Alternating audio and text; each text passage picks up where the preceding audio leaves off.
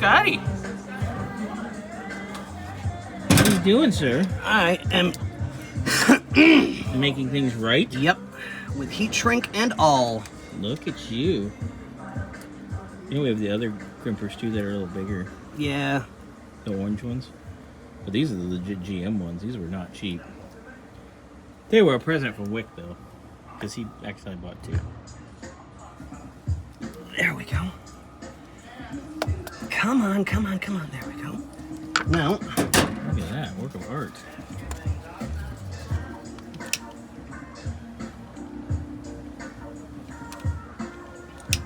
Look at that. Good job, Scotty. That is what these Are supposed to be? Yeah. Yeah.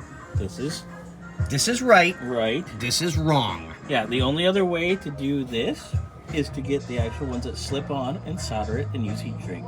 Yep. So if you don't do it this way or the way I just described, and you do your wiring like this, You step away from the car. Yeah, exactly. You're done. Put the tools down and step away. Yeah, you're fired.